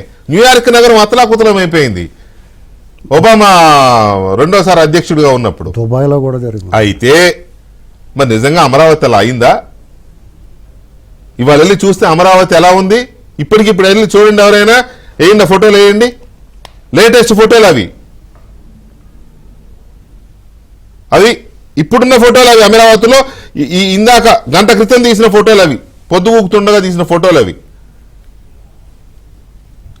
అది మునిగిపోయిన రాజధాని మన కుల రాజధాని కాదురా నాయన, మీ గుల రాజధాని, మీ గుల తీర్చే రాజధాని. అది తీర్చిందిగా, 3 రాజధానులు ఎటుపోయి ఇక్కడికి వచ్చిందిగా, కూర్చోబెట్టారుగా, ప్రజలు తీర్చారు. అదే ప్రజలే. చెప్పండి బసవయ్య గారు, అది కుల రాజధానా, మునిగిపోయిన రాజధానా, లేకపోతే అదే సబ్మెరైన్లో తీసుకెళ్తారంట ప్రకాశం బ్యారేజ్ నుంచి అమరావతికి? అవన్నీ చూస్తే ఏంటి మీ రియాక్షన్ ఏంటి? మీరు అమరావతి దళిత జేఏసీ అధ్యక్షులు. మీరు మళ్ళీ చెప్తున్నా, బసవయ్య గారు ఎస్సీ మాదిగా, అది కుల రాజధాని అయితే అది మాదిగల రాజధాని, అది కుల రాజధాని కనుక అయితే అది మాదిగల రాజధాని, అది కుల రాజధాని కనుక అయితే అది మాలల రాజధాని, అది కుల రాజధాని కనుక అయితే అది బీసీల రాజధాని, అది మైనార్టీల రాజధాని, అది రెడ్ల రాజధాని. ఎక్కువ మాట్లాడుతుంది, ఎందుకంటే అక్కడ కమ్మ పాపులేషన్ రెడ్డి పాపులేషన్ కంటే తక్కువ. Useless fellows. చెప్పండి బసవయ్య గారు. అదేనండి, వెంకటకృష్ణ గారికి ప్యానల్లో ఉన్న అందరికి కూడా నమస్కారం. వీళ్ళు 2020 సంవత్సరం అక్టోబర్ లో కూడా ఇదే ప్రచారం చేశారు, హైకోర్టు మునిగింది అని. ఇదే విధంగా ఫేక్ ప్రచారాలు చేసుకుంటూ ఆ రోజు కూడా ఇలాగే చేస్తే మేము కొంతమంది వెళ్ళి అవన్నీ కూడా చేయించడం జరిగింది. ఇక్కడ ఈ జగన్మోహన్ రెడ్డి ఈ ప్రచారం చేసే ఆ వీడియోలు ఒకసారి చూసినట్లయితే అప్పటి వీడియోలే, అప్పుడు ఏదైతే ప్రచారం చేశారో 2020లో అదే వీడియోలు తీసుకొచ్చి ఇప్పుడు కూడా అది చూపిస్తూ ఇదే మునిగిపోయిందని చెప్పేసి ఈ ఫేక్ ప్రచారం చేస్తున్నారు. ఇక్కడ ఈ జగన్మోహన్ రెడ్డి మీడియా కానీ సోషల్ మీడియా వాళ్ళని ఒకదానికి ఒప్పుకోవాలండి. వాళ్ళ దగ్గర ఉన్నటువంటి స్టిల్ ఫోటోగ్రాఫర్లు, వీళ్ళందరూ కూడా స్టిల్ ఫోటోగ్రాఫర్లు, స్టిల్ వీడియో తీసేవాళ్ళు. ఇక్కడ కొంటలో నీళ్ల దగ్గర కెమెరా పెడతారు, అక్కడ ఉన్నటువంటి హైకోర్టు మునిగిందని ఇక్కడ నుంచి హైకోర్టు చూపిస్తూ హైకోర్టు మునిగిందంటారు. ఇక్కడ కొంటలో నుంచి ఫోటో తీస్తా అక్కడ విత్ కాలేజీ మునిగిందంటారు. ఈ విధంగా ఆ స్టిల్ ఫోటోగ్రాఫర్లు మాత్రం అందరూ కూడా మెచ్చుకోవాలండి. ఆ విధంగా ఈ ఫోటోగ్రాఫర్లు ఈ విధంగా ఫోటోలు తెస్తారు. వాస్తవానికి అక్కడ రాజధాని అమరావతిలో అసలు ఏం జరిగిందో ఒకసారి అందరికి కూడా, ఆంధ్ర రాష్ట్ర ప్రజలందరికి కూడా తెలియజేస్తానండి. కృష్ణా నది కరకట్ట నిర్మించిన తర్వాత ఇక్కడ గ్రామాల్లో కురిసినటువంటి నీళ్లు కృష్ణా నదిలో కలవటానికి కలిసేటువంటి అవకాశం లేదు. అందుకోసం కలిసేటువంటి అవకాశం లేదు కాబట్టి అప్పుడు ధూళిపాల వీరయ్య చౌదరి గారు, అప్పటి వ్యవసాయ శాఖ మంత్రులు ధూళిపాల వీరయ్య చౌదరి గారు ఏం చేశారంటే ఒక క్రూయిజ్ గేటు రాయపూడి ఏరియాలో ఒక క్రూయిజ్ గేటు కరకట్టకి నిర్మించారు. ఇక్కడ వర్షం కురిసినటువంటి ఈ నీళ్ళన్నీ కూడా పాలవాగు, పొతేళ్ల వాగు, కొండవీటి వాగు, ఈ నీళ్ళన్నీ కూడా ఇక్కడికి వచ్చి రాయపూడి దగ్గర కృష్ణా నదిలో ఆ క్రూయిజ్ గేట్ దగ్గర అక్కడ కృష్ణా నదిలో కలవటం జరిగింది. అయితే ఈ దరిద్రులు 5 సంవత్సరాల నుంచి ఈ పరిపాలన చేసి కనీసం ఆ గేట్లకు గీజు కూడా రాయలేదు, ఆ గేట్లను తెరుచుకోవు. అందుకోసం ఆ నీళ్లు అదేంటి గ్రీజ్ రాసినట్టు బిల్లులు పెట్టారంటగా? అన్ని చేస్తారు వెంకటకృష్ణ గారు. అక్కడ 10 రూపాయలు పని కూడా చేయలేదు. అక్కడ నుంచి వాటర్ డైవర్షన్ తీసుకొని వెలగపూడి మీదుగా వెంకటపాదం మంతిన సత్యనారాయణ రాజు గారి ఆశ్రమం దగ్గర అక్కడ ఒక క్రూయిజ్ గేట్ ఉంటుంది. అక్కడికి వెళ్తే అది కూడా వాటర్ ఎక్కువ అవటం వల్ల వెనక్కి వస్తున్నాయని చెప్పేసి మా రైతులు మేమందరం కూడా అక్కడ అడ్డు కట్టేది. అక్కడి నుంచి నీళ్లు కొండవీటి వాగు బాబు గారు ముందుగానే ఆలోచించి ఈ మాస్టర్ ప్లాన్ లోనే ఈ కొండవీటి వాగు, ఈ కొటేళ్ల వాగు, పాలవాగు, ఈ వాటర్ అన్ని వస్తే దాన్ని ఎత్తిపోతల పథకం ద్వారా కొండవీటి వాగు లిఫ్ట్ ఇరిగేషన్ అని చెప్పేసి అక్కడ పెట్టి ఆ నీళ్ళన్ని ఎత్తి ప్రకాశం బ్యారేజీలో కలిసేటట్టుగా 4 మోటార్లకు మొన్నటి నుంచి తోడి అవతల పడేస్తున్నారు. ఇంకెక్కడ మునిగిద్ది? వీళ్ళు ఫేక్ ప్రచారం చేయడానికి ఈ 5 సంవత్సరాలు సరిపోలేదనుకుంటా. వీళ్ళు పరిపాలన చేయకోకుండా ఈ 5 సంవత్సరాలు ఇదే ప్రచారం చేసుకుంటా వచ్చారు. కాదండి బసవయ్య గారు, నాదొక చిన్న ప్రశ్న అనుకోండి, లేకపోతే మీకు ఇస్తున్న ఒక సజెషన్, మరి మీరు ఎలా రిసీవ్ చేసుకుంటే అలా. పదే అమరావతిని కుల రాజధాని అంటుంటే మీరు వాళ్ళ మీద SC ST అట్రాసిటీస్ కింద కేసు ఎందుకు పెట్టరండి అనేవాళ్ళ మీద? వాస్తవే వెంకటకృష్ణ గారు, ఇక నుంచి వాస్తవే వెంకటకృష్ణ గారు, ఇక్కడ మేము కేసులు పెడతానికి మా మీద ఎస్సీల మీద SC ST కేసు పెడుతున్నాడు జగన్మోహన్ రెడ్డి. మేము పెట్టే సంగతి తర్వాత మా మీదే SC ST కేసులు పెట్టి. అయితే కాదు ఇక్కడ ఒక చిన్న సజెషన్, అప్పుడు మీ మీద SC ST కేసు పెట్టిన అధికారుల మీద ఇప్పుడు మీరు పెట్టండి. అప్పుడు మమ్మల్ని SC ST కేసు పెట్టి మమ్మల్ని అవమానించారు. ఇప్పుడు దరఖాస్తు ఇచ్చి పోలీసులకి ఇప్పుడు SC ST కేసు రివర్స్ లో పెట్టండి. ఒకటి. రెండోది, అమరావతిని ఇంకెవరైనా కుల రాజధాని ఎవరైనా ఎప్పుడైనా అంటే ఇమీడియట్ గా మీరు JSC తరఫున పెడతారా, ఇంకెలా పెడతారో ఇమీడియట్ గా SC ST కంప్లైంట్ లాడ్జ్ చేయండి. తప్పకుండా చేయాలి. లేకపోతే ఇది కంట్రోల్ అవ్వదండి. ఏదో ఒక రకంగా ఇచ్చిన తర్వాత కనీసం మీ కంప్లైంట్ కోసమైనా ప్రభుత్వం స్పందిస్తుందేమో. ఆయనేమో రెడ్ బుక్ రాజ్యాంగం అంటాడు, ఇక్కడ రెడ్ బుక్ లేదు, గాడి గుడ్డు బుక్ లేదు. ఎవరి దారిని ఆడి తిరుగుతున్నారు. ఇంకెక్కువైనాయి అప్పటికంటే సోషల్ మీడియా హరాస్మెంట్స్, అప్పటికంటే ఎక్కువైనాయి. ఇప్పుడు మాట్లాడితే జగన్మోహన్ గారు ఏమో పాలన ఎక్కడుంది, అంత రెడ్ బుక్ పాలన అంటాడు ఆయన. రెడ్ బుక్ ఎక్కడుందండి అసలు? రైట్. ఇక్కడ తీసుకొస్తున్నారు, వాళ్ళ 41 నోటీస్ ఇస్తున్నారు, తీసుకొస్తున్నారు. ఏందో అరెస్ట్ చేయడానికి ఆ పార్టీకి ఇంకా అదే ఆ పార్టీకి ఇంకా అరెస్టులు చేయడం ఎందుకు నాకు అర్థం కాదు. పట్టాభి గారు చెప్పాలి సమాధానం, లేకపోతే కూటమి ప్రభుత్వంలో భాగస్వామ్యం ఉన్న బీజేపీ దినకర్ గారు అన్న చెప్పాలి. వాళ్ళు మాత్రం ఏం చెప్తారులే పాపం, వాళ్ళు జుట్టు పీక్కుంటున్నారు, ఏం జరుగుతుందో అర్థం కాక. రైట్. ఎనీవే, ఎవరి ఇంటి కోసం ఎవరు ప్రజల్ని బలి చేస్తున్నారు? ఎవరి ఇంటి కోసం ఎవరు ప్రజల్ని బలి చేస్తున్నారు? తన ఆకాశ హర్మ్యం కోసం, తన సౌధం కోసం ప్రజల జీవితాలతో ఆడుకున్న దౌర్భాగ్యపు నీచపు బుద్ధి ఎవరిది? ఒకటి. రెండోది, చంద్రబాబు నాయుడు ఇంటి చుట్టూనే రాజకీయం ఎందుకు తిప్పుతున్నారు? అప్పుడు చంద్రబాబు నాయుడు ఇంటిని ముంచాలని చూశారు. ఇప్పుడు చంద్రబాబు నాయుడు తన ఇంటిని తానే ముంచుకోవడం కోసం బుడమేరు గేట్లు ఎత్తాడని చెప్తారు. బుడమేరు గేట్లకి చంద్రబాబు నాయుడు ఇంటికి ఏం సంబంధం? ఒకవేళ తన ఇల్లు తను మునకుండా ఉండాలనుకుంటే వదిలేస్తాడు. ఏముందండి ఆ ఇల్లు? అదే పెద్ద మహిళ ప్యాలెసా?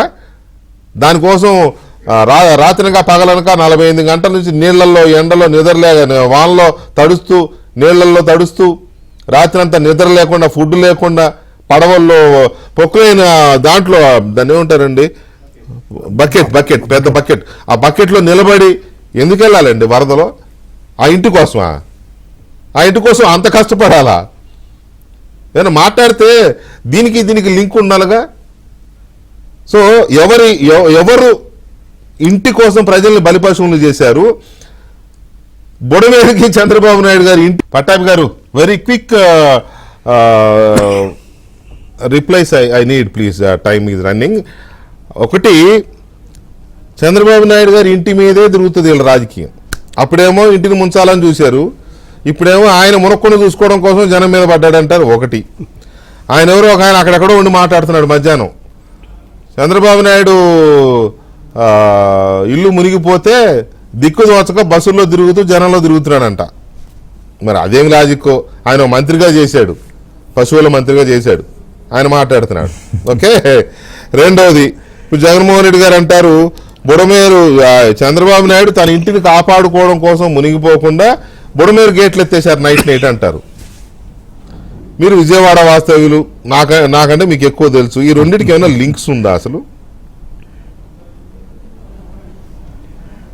కాదు సార్, అసలు బుడమేరు కాలువకి చంద్రబాబు నాయుడు గారి ఇంటికి ఏం సంబంధం అండి? నాకు తెలియదండి. కాలువ ఎక్కడ ఉంది? చంద్రబాబు నాయుడు గారి ఇల్లు ఎటువైపు, ఏ ఒడ్డున ఉంది? అదే ఇప్పుడు ఈ మనిషి మాట్లాడేటువంటి మాటలు వింటుంటే ఇందాక అడిసిమిల్ గారు అన్నవన్నీ కూడా అక్షర సత్యాలే. అంటే అసలు ఆ చిప్పు దొబ్బి మాట్లాడతాడా, ఎందుకు మాట్లాడతాడా, ఏం మాట్లాడతాడో కూడా ఎవరికి అర్థం కాదు. రెండవది, వికే గారు అమరావతి ముంపు గురించి మాట్లాడుతూ ఉన్నారు. ఏదో అమరావతి మునిగిపోయిందని కదా ప్రచారం చేస్తూ ఉన్నారు.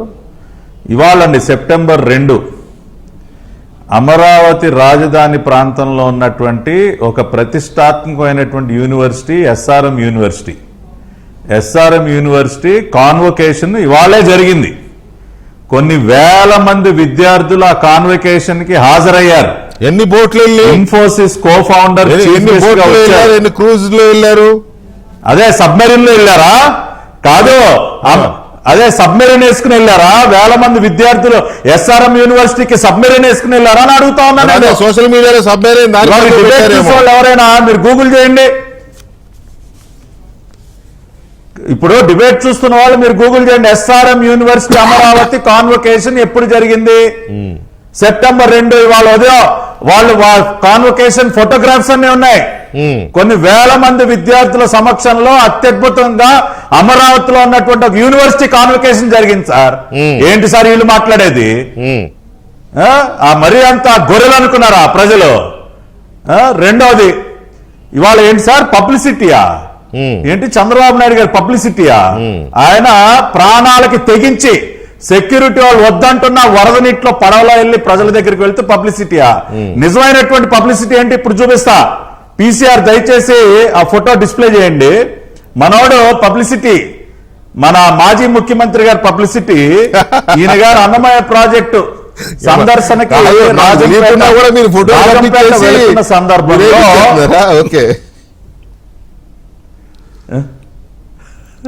హెలికాప్టర్ వెళ్ళి సెల్ఫీలు దిగాడు. కాదు, రాజంపేట, అది మన అన్నమయ్య ప్రాజెక్ట్, రాజంపేట వస్తూ హెలికాప్టర్ సీఎం వైఎస్ జగన్ స్వయంగా ఆదిమూలపు సురేష్, మిథున్ రెడ్డిలతో సెల్ఫీ ఇకిలించుకుంటూ, పళ్ళు ఇకిలించుకుంటూ, ఆ సెల్ఫీలు ఏంటి సార్? అది సార్, అరే పేటిఎం కుక్కల్లారా, అదిరా పబ్లిసిటీ పిచ్ అంటే. అది పబ్లిసిటీ పిచ్ అంటే. వరద బాధిత ప్రాంతాలకు వెళితే ఇకిలించుకుంటూ సెల్ఫీలు దిగుతారా? మళ్ళీ ఆ ఫోటోని ట్విట్టర్ లో పోస్ట్ చేస్తారా? మీరు ఇవాళ మరుగుతారా సన్నాసులారా? ఇవాళ వరద బాధిత ప్రాంతాలకు వెళ్ళి అక్కడ కూడా ఇకిలించుకుంటూ, రోడ్డు కడ్డంగా కార్లు ఆపి ఇకిలించుకుంటూ, మొన్న వైజాగ్ వెళ్ళి అక్కడ ప్రమాదం జరిగితే అక్కడ కూడా అసలు ఆ నవ్వేంటో, అసలు ఈ సైకోలాగా ఇకిలింపులేంటో ఎవరికి అర్థం కాదు. సో అది సార్ పబ్లిసిటీ అంటే. చంద్రబాబు నాయుడు గారికి ఎప్పుడు కూడా అటువంటి ఆలోచన ఉన్నది. ప్రజల ప్రాణాలను ఏ విధంగా రక్షించాలని ఆలోచిస్తారు. మూడోది, ఒక్క పాయింట్ చెప్పి ముగిస్తా, టైం తక్కువ ఉందన్నారు కాబట్టి. సెప్టెంబర్ 2019 సార్, మనం సెప్టెంబర్ 2024లో ఉన్నాం. సెప్టెంబర్ 2019లో కూడా కృష్ణానదికి వరద వచ్చింది. ఆ రోజు కూడా కొన్ని వేల మంది ముంపుకు గురయ్యారు. ఆ రోజున ఇవాళ ఏదో చెప్తా ఉన్నాడు కదా, శ్రీశైలం డ్యాములో తుంగభద్ర డ్యాము నీళ్లను ఎలా వదలాలి అలా వదలాలని చెప్పి 23 రోజులు టైం ఉన్నా కూడా ఆ రోజున నిద్రపోతూ ఈ రాష్ట్ర ముఖ్యమంత్రిగా ఉన్నటువంటి జగన్ రెడ్డి విజయవాడ పరిసర ప్రాంతాలను ముంచేశాడు. ఆల్మట్టి డ్యామ్ దగ్గర నీటిని వదిలి 4 రోజులు అయిన తర్వాత కూడా వాటర్ మేనేజ్మెంట్ చేయకుండా ముంచేశాడు. అన్నమయ్య ప్రాజెక్టు డ్యాము గేటు కొట్టుకుపోయిన సందర్భంలో నవంబర్ 21, 2021 నవంబర్ 17వ తేదీన ఐఎండి వాళ్ళు రెడ్ అలర్ట్ ఇచ్చారు. నవంబర్ 18వ తేదీన ప్రెస్ రిలీజ్ ఇచ్చారు. అక్కడ రాయలసీమ ప్రాంతంలో కొండపోత వర్షాలు పడబోతున్నాయి, జాగ్రత్తగా ఉండండి అంటే పెళ్లిళ్ళకి పేరంటాలకి తిరుగుతా ఉన్నారు సార్ ఈ సన్నాసి. నవంబర్ 15వ తేదీన 16వ తేదీన పెళ్లిళ్ళకి పేరంటాలకి తిరుగుతా ఉన్నాడు. నవంబర్ 18వ తేదీన అసెంబ్లీలో చంద్రబాబు నాయుడు గారిని బూతులు నెట్టిస్తూ ఉన్నాడు. ఆ రోజున రాయలసీమ ప్రాంత ప్రజల్ని కాపాడకుండా ఐఎండి వాళ్ళు రెడ్ అలర్ట్ ఇస్తున్నా సరే ఇతని వాళ్ళు వచ్చి పాఠాలు చెప్తారా సార్? ఇవాళ ఎవరికి సార్ కబుర్లు చెప్పేది? ఇంకా టైం ఉంటే ఒక అరగంట ఆడుకుంటా కబడ్డీ ఈ సైకోతో. చివరికి ఒక్క మాట చెప్తా ఉన్నా వికే గారు, విజయవాడ ప్రాంత ప్రజలకు కూడా సూటిగా చెప్తా ఉన్నా, మీరెవరూ కూడా అధైర్య పడొద్దండి. మళ్ళీ భవిష్యత్తులో ఈ రకమైనటువంటి ముంపుకి గురి కాకుండా అన్ని రకాలైనటువంటి ఏర్పాట్లు చంద్రబాబు నాయుడు ఇప్పటి నుంచి ఆలోచన మొదలు పెట్టారు. ఇవాళ జరిగినటువంటి ఈ వరద ముప్పు చూసిన తర్వాత బుడమేర ఆధునీకరణ చేపడతాం.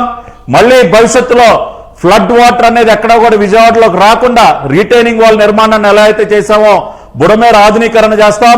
అంతేకాకుండా స్టామ్ వాటర్ డ్రైనేజ్ ఇక్కడ దినకరణ కూడా ఉన్నారు ప్యానెల్లో. ఆ రోజున నరేంద్ర మోడీ గారు 500 కోట్ల రూపాయలు విజయవాడ గుంటూరు, విజయవాడకి 500, గుంటూరుకి 500 కోట్లు స్టామ్ వాటర్ డ్రైనేజ్ కి ఇచ్చారు.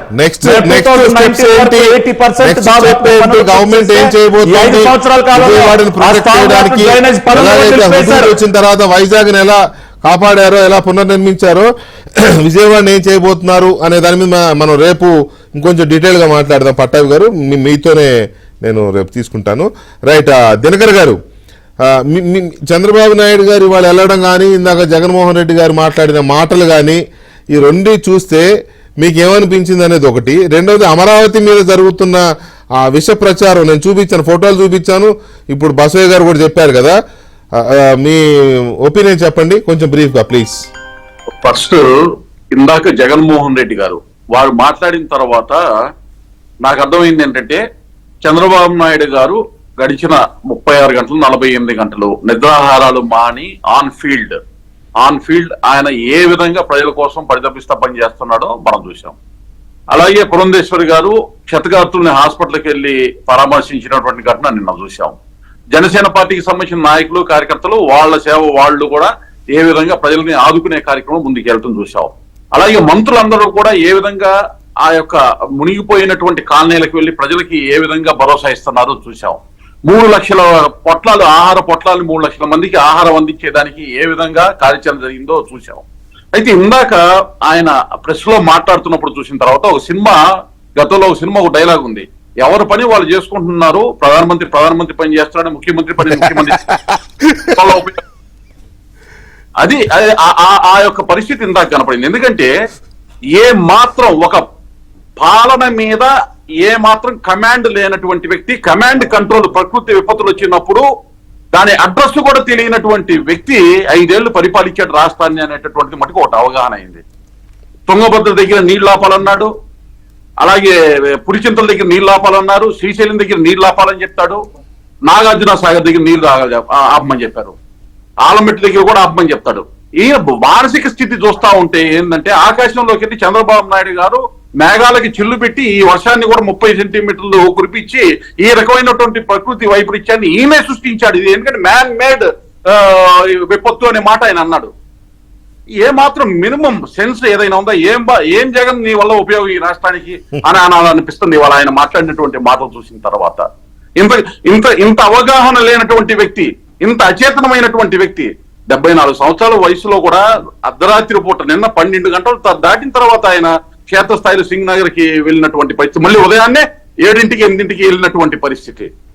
ప్రధానమంత్రి ఒకవైపు నుంచి, హోంమంత్రి ఒకవైపు నుంచి కేంద్ర హోంమంత్రి, ప్రధానమంత్రి నరేంద్ర మోడీ గారు, అమిత్ షా గారు, వాళ్ళందరూ కూడా ఇక్కడ జరుగుతున్నటువంటి ఈ ఇబ్బందులన్నీ కూడా తెలుసుకుని ఏ విధంగా సహాయ సహకారాలు అందించాలని ముందుకు వస్తున్నటువంటి క్రమంలో Right. ఈ విధమైనటువంటి వ్యాఖ్యలు చేయటం. ఇక అమరావతి గురించి మాట్లాడాలంటే వీళ్ళు ఎన్ని కళ్ళబొల్లి మాటలు మాట్లాడినా, ఎన్ని అబద్ధాలు చెప్పినా, కేంద్ర ప్రభుత్వము ఏ ప్రాజెక్టులు అమరావతిలో పూర్తి చేసి ఆంధ్ర రాజధాని ఆత్మగౌరవం అమరావతిని నిలిపే విధంగానే అడుగులు ముందుకు వేస్తుంది. ఇటువంటి చిల్లర ప్రచారాలకి ఏ విధంగా ఉపయోగం లేదు, సమయం వృధా వీళ్ళకి ఇటువంటి రైట్. శ్రీనివాసరావు గారు, మీకు నేను ఒక ఇన్పుట్ ఇస్తా. ఇప్పుడు ఆయన ఏమన్నాడు, తుంగభద్రని శ్రీశైలంలోనూ నాగార్జున సాగర్లో ఆపేసుకుని ఉంటే, ఇటు మూసీ నదిని పులిచింతల్లో ఆపేసుకుని ఉంటే, బుడమేరు గేట్లు తెరవకపోతుంటే ఏదో చెప్పారు కదా ఇందాక. నేను చెప్పింది ఒకటే మిస్ అయ్యాడు, నదుల అనుసంధానం చేయకుండా ఉంటే అని ఒక్కటే అనలేదు. సరే, ఓకే. ఇప్పుడు తుంగభద్ర మొన్నే కదా గేటు కొట్టుకుపోయింది, మొత్తం నీళ్ళ నిలిపోయినాయి కదా, రైతులు గగ్గోలు పెట్టారు కదా, మా బతుకు నెక్స్ట్ ఫ్యూచర్ ఏంట్రా బాబు పంట అని. పాపం కన్నయ్య నాయుడు గారు ఆయన దేవుళ్లాగా వెళ్ళి మొత్తం మీద చంద్రబాబు నాయుడు గారు పంపించారు. ఇప్పుడు ఆయన సలహాదారుగా గవర్నమెంట్ కున్నాడు కదా. ఇప్పుడు ప్రకాశం బ్యారేజ్ గేట్ బయటకు వెళ్ళి హైదరాబాద్ నుంచి వెళ్ళాడు ఇందాక ఈవినింగ్. ఇక్కడ తుంగభద్ర నీళ్ళని శ్రీశైలంలోనూ నాగార్జున సాగర్లో ఆపేసుకుంటే అన్నాడు కదా మాజీ ముఖ్యమంత్రి గారు. అంటే నేను ఎగతాళిగా నవ్వట్లేదండి. నేను ఇప్పుడు నా దగ్గర డాటా ఉంది, ఇవాల్టిదే. Detailed updated information as on 2/9/24 such అంటే అంతే కదా. 2/9/24 అంటే ఇవ్వాలి రాజశేఖర రెడ్డి గారు చనిపోయిన రోజు. Tungabhadra reservoir water level information. Reservoir level 1631.06 ఫీట్లు.